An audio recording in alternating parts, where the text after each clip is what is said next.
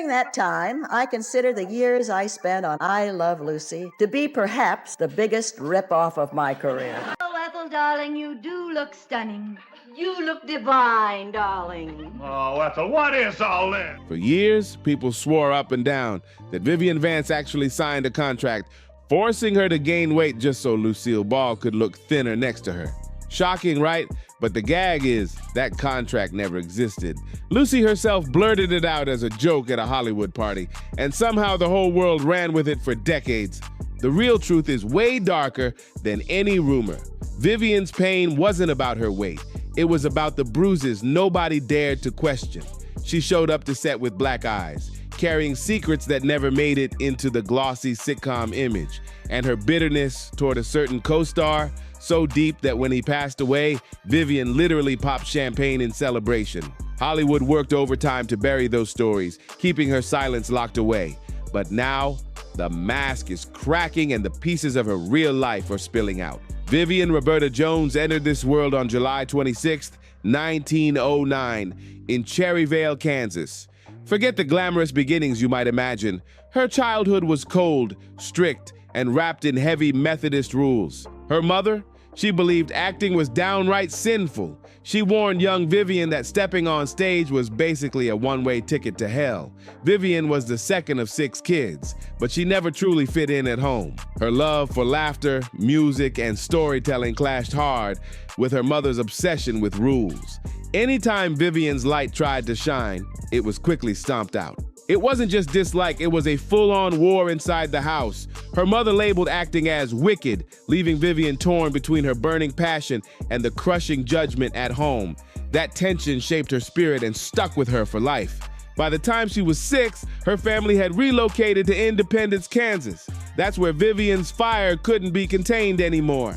She started sneaking out, not to party, but to feel alive, to sing, to dance, to perform, even if her mother swore it was a sin. Luckily, at school, she found a safe haven with her drama teacher, Anna Engelman, who finally gave her the space to shine. Vivian wasn't just some quiet small-town girl. She was out there making noise. She joined the cheerleading squad, entered beauty contests, and even sat in the same classrooms as William Inks, who would later become a big-name playwright.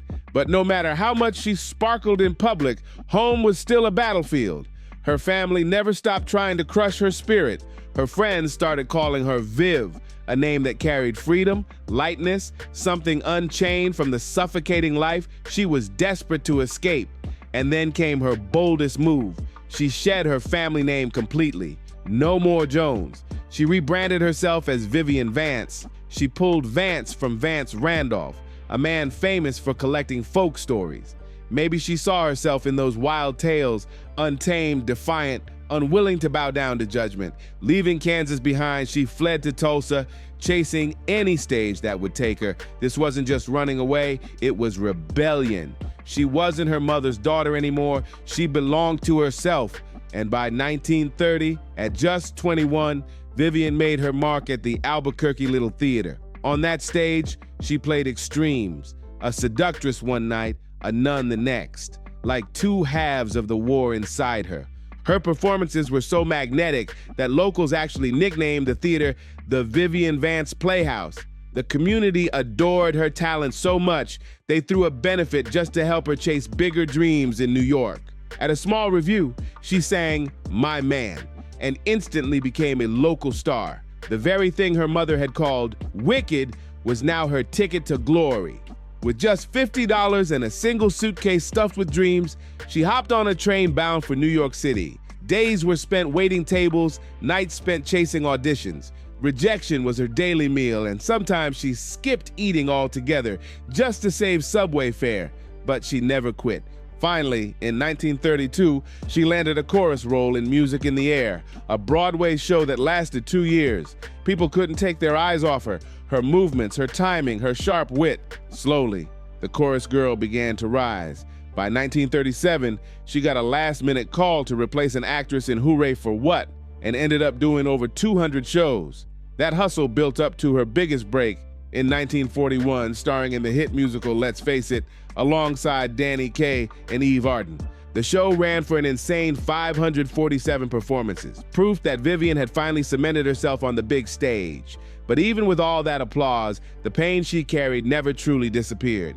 She kept moving forward, shining brighter, even when it burned inside. Vivian's career was on the rise when she landed a role in Over 21, a show that even took her to Africa during World War II. She was no longer a nameless chorus girl. She was front and center, the star. But while the spotlight shined, her private world was falling apart in silence. At just 19, she had rushed into marriage with Joseph Dinnick Jr., hoping tying the knot would free her from her mother's suffocating rules. It didn't work. Within 3 years, he was gone, leaving her abandoned and alone once again. But it was her second marriage that nearly destroyed her. In 1941, she wed actor Philip Ober, and at first, it looked like stability. Instead, it was torment. Ober couldn't stand the fact that his wife was more talented, more admired, more successful than him. His jealousy turned violent. He belittled her, he beat her, he tried to strip away her confidence piece by piece. Even Lucille Ball, long before the two became TV partners, saw the abuse and called it out. But the damage to Vivian's soul ran deep. She kept putting on her stage smile, but inside she was unraveling. By 1945, while touring with the voice of the Turtle, the weight became unbearable. Vivian later admitted, "Let's face it, I cracked up." Years of childhood repression, the suffocating pressure of fame, and the horror of her marriage all collided, sending her into a full breakdown. She entered therapy where she stayed for years, painstakingly stitching herself back together. That pain shifted her heart. She started visiting psychiatric hospitals, not as a star, but as a survivor. She didn't show up to preach or perform. She sat with patients and reminded them they weren't alone. That compassion was born out of her own suffering. Still, she kept hustling for her career. Her biggest stage triumph remained Let's Face It, but opportunities were slipping through her fingers. In 1947, after starring in a revival of The Cradle Will Rock, she moved to California to break into film. It was a rocky road. She managed only 2 movies, The Secret Fury in 1950 and The Blue Veil in 1951. One producer dangled a flashy striptease role in front of her, but she turned it down. That part later launched Mary Martin into stardom. Then she lost another shot in Carousel, all because a choreographer wanted revenge and demanded she be fired. The setbacks kept piling up, but Vivian refused to quit, and then her life flipped in 1951. At 42 in age, when Hollywood usually wrote women off, she was cast as Ethel Mertz in I Love Lucy. The world believed she had signed a humiliating contract that forced her to gain weight so Lucille Ball would look slimmer and more glamorous. People swore it was true, 15 pounds, week after week. But the truth? That contract was a total myth. Lucy had scribbled it as a joke at a party, listing fake rules like gain 5 pounds every week and never be funnier than me. The rumor stuck, but it was never real. People didn't just laugh off Lucy's weight contract joke. They believed it. The fake story spread like wildfire, and for decades, people swore it was real. The truth? Vivian's weight shifted naturally. And like countless women in Hollywood, she was constantly dieting. Lucy might have wanted to shine brighter, but no one ever forced Vivian to sign anything. Still, the lie became one of Hollywood's most infamous myths. And here's what so many forget. Vivian wasn't some unknown before I Love Lucy. She had Broadway credits stretching back to the late 1920s. She even stepped in for the powerhouse herself, Ethel Merman, in not one but 2 Cole Porter musicals.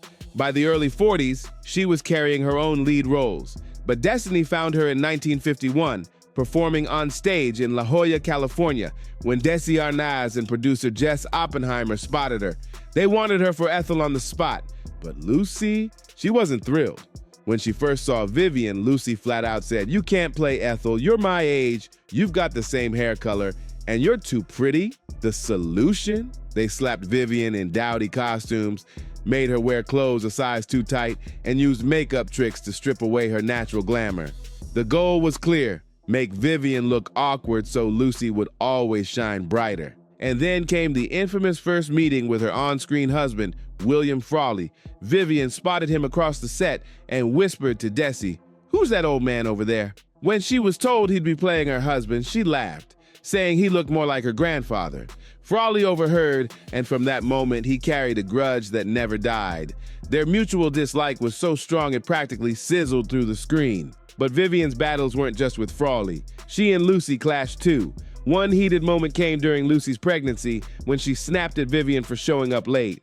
Vivian's comeback was so brutally sharp that even Lucy burst out laughing. That spark, equal parts tension and timing, became the foundation of their comedy magic. And then came her biggest triumph.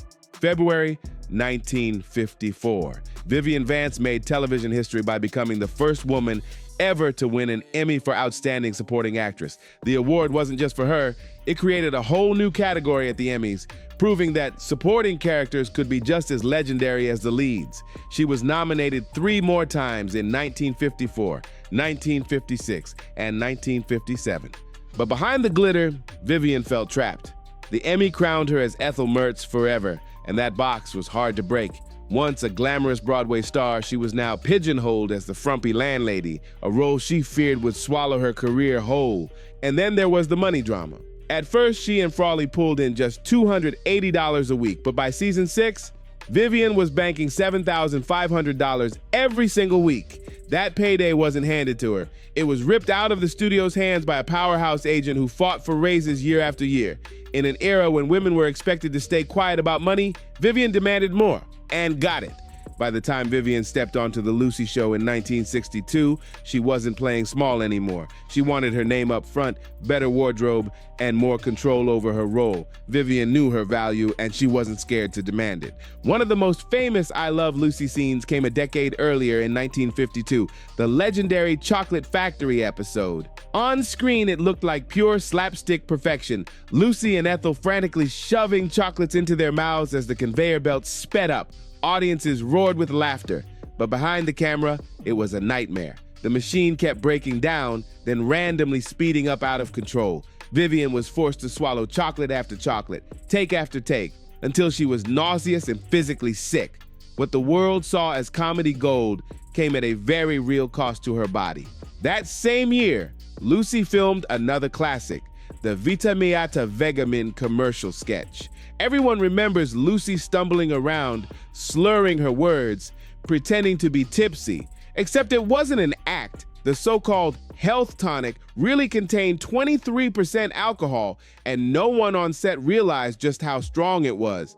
Lucy had to swallow spoonful after spoonful during filming, and by the final takes, she was actually drunk, struggling to even stand straight. Audiences howled, but it was another example of early TV pushing stars way past safe limits. Vivian's Emmy win in 1953 should have been her crown jewel. She gave a heartfelt speech, publicly thanking Lucy for her support, but behind that smile, she was breaking. She had the looks, the voice, and the talent to command a stage, yet the world only saw her as Ethel, the sidekick. Winning that Emmy at 44 was bittersweet. It made her a legend, but also cemented her in a box she couldn't break out of. She tried to fight back. In 1954, Vivian finally pushed to showcase her secret weapon, her powerhouse voice. Trained in opera, she had the pipes to rival Broadway greats. Episodes like Ethel's Birthday gave her rare moments to sing, showing fans the star she could have been outside the Mertz label. Her voice was rich, commanding, graceful. But instead of celebrating her, William Frawley tore her down, constantly mocking her singing as if she was a joke. Still, fans adored those episodes. They saw glimpses of the real Vivian, finally allowed to shine. But the brighter she shined, the darker fame became. By 1956, I Love Lucy wasn't just a hit. It was a global obsession. Vivian was swarmed with thousands of letters weekly. Some were sweet, but many were unsettling.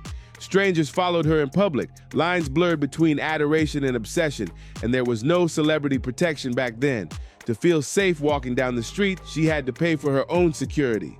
The fame that made her beloved also made her a target. She was America's best friend on TV, but some fans forgot she was just an actress playing a role. And through it all, the bitterness between Vivian and William Frawley only grew hotter. From the very first episode on October 15, 1951, their feud was written into the show itself, and it never let up. Vivian had already joked that William Frawley looked more like her father than her husband. He was 64, she was only 39. To her, the pairing felt humiliating. But Frawley overheard, and he never let it go. His revenge, mocking her endlessly during rehearsals, once sneering that she sounded like a sack of doorknobs. Desi Arnaz later admitted that Frawley flat out hated her voice and hated working with her. Their feud wasn't hidden. It poisoned the studio air. By 1953, things were spiraling. Frawley's drinking was completely out of control. He was drunk on set so often that directors forced him to keep his hands in his pockets just to hide the tremors. He locked himself inside his dressing room during fights, ignored direction, and made scenes unbearable. Vivian reached her breaking point. She demanded a separate dressing room just to keep her sanity. From then on, she and Frawley avoided each other off camera at all costs, but Hollywood smelled money in their toxic chemistry. In 1955, Desilu pitched a spin-off focused solely on Fred and Ethel Mertz. It could have made them both a fortune. Frawley jumped at the chance, but Vivian shut it down instantly. She told producers she would never work with him again, and that without Lucy and Ricky, the show was doomed. Her refusal shocked everyone. To audiences, their bickering looked like comedy gold. But to Vivian, it was pure misery. She chose peace over profit, proving her hatred for Frawley was stronger than her hunger for fame. That grudge lasted until the very end. On March 3rd, 1966, William Frawley collapsed from a heart attack on Hollywood Boulevard. That night, Vivian was at a dinner party when she heard the news. Her reaction? She didn't mourn. She raised her glass and declared, "Champagne for everyone." It wasn't a joke, it was a celebration. She never went to his funeral, never sent flowers, never spoke a kind word. Their war, which had started back in 1951, ended only with his death. And even then, it didn't really end, it just stopped. But Frawley wasn't her only battle. Even Lucille Ball, her partner in comedy, became another source of conflict. Lucy, famous for controlling every detail on set, often clashed with Vivian over creative space. By 1965, after years of suffocating tension, Vivian made a devastating decision. At the height of her second wave of TV success, she walked away. She gave up security, fame, and the chance to reinvent herself, choosing freedom instead. Just before that exit, between 1960 and 1962, Vivian had been dipping into other projects, proving she didn't need Lucy to shine. On the Red Skelton Hour, she played the hilarious Clara Appleby in The Iceman Gath, a February 1962 sketch that showed her razor-sharp timing.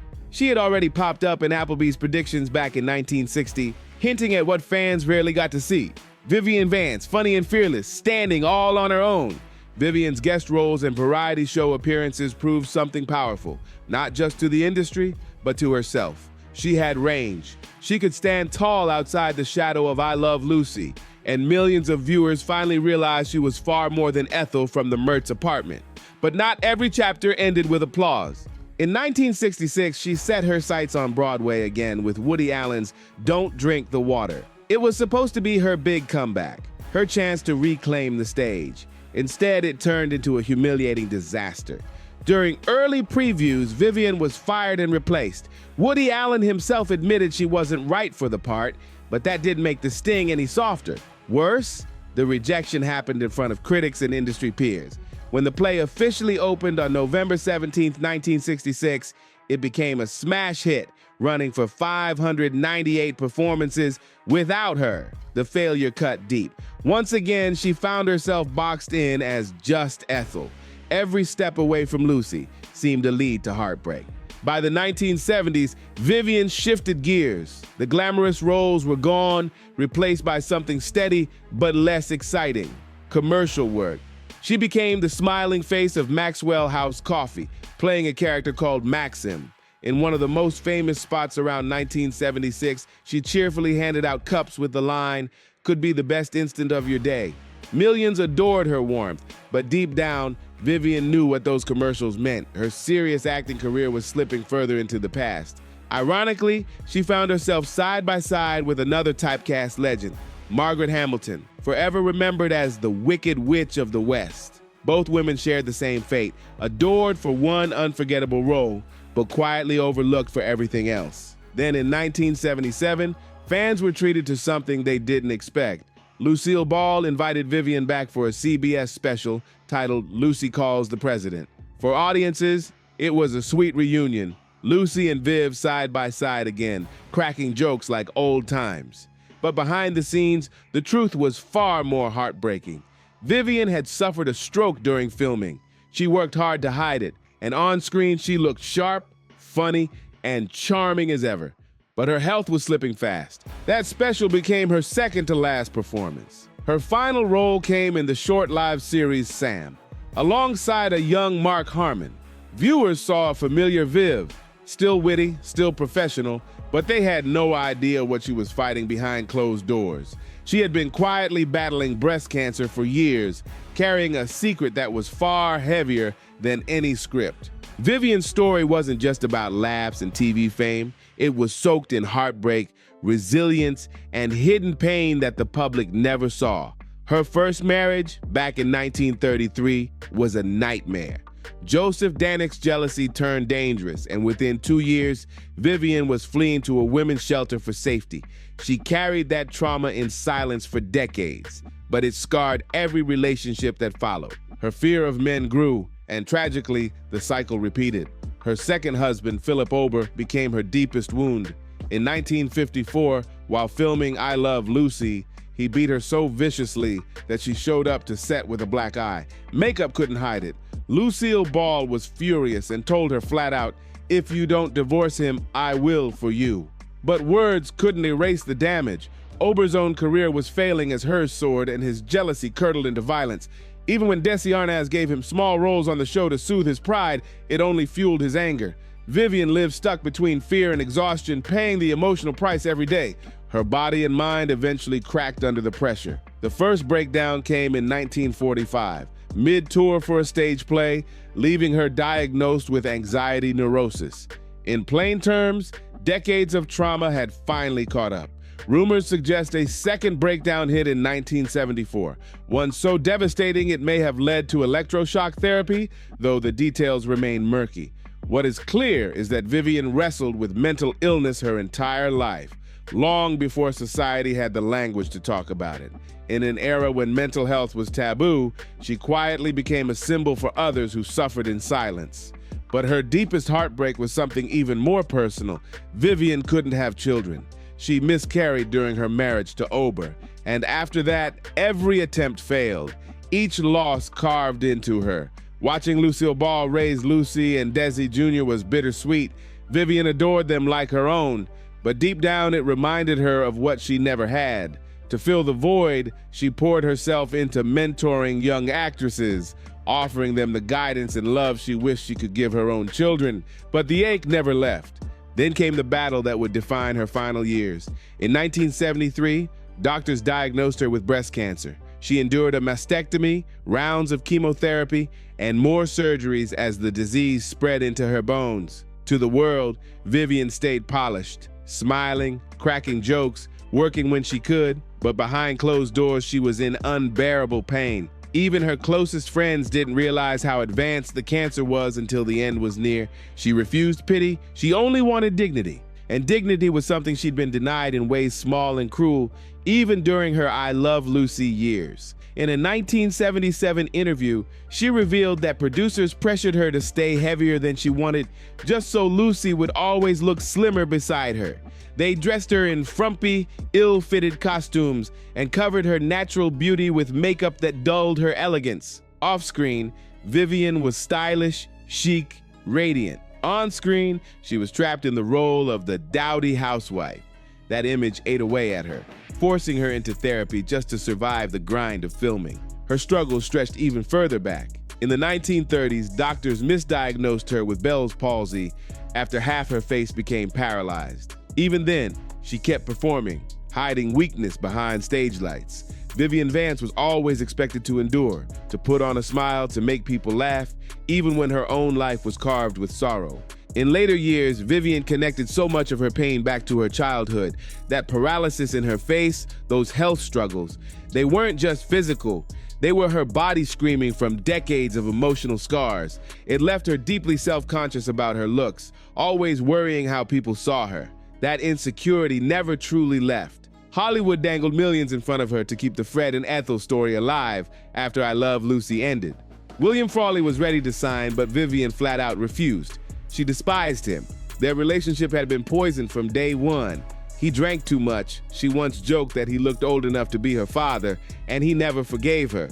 When CBS pitched the spinoff, Vivian walked away without hesitation. No amount of money could ever make her sit across from him again. Her final days revealed the bond that mattered most. Just weeks before her death, Lucille Ball visited Vivian at her home in Belvedere. A young neighbor, Paige Peterson, saw them together, two legends, laughing, crying, holding on to each other. When Lucy finally walked out, she was silent, tears streaming down her face. Lucy Arnaz later admitted her mother wept for months over losing Vivian. Their friendship had been messy, fiery, and filled with fights, but at its core, they were soulmates in comedy, bound together by something deeper than fame. Vivian Vance passed away on August 17, 1979.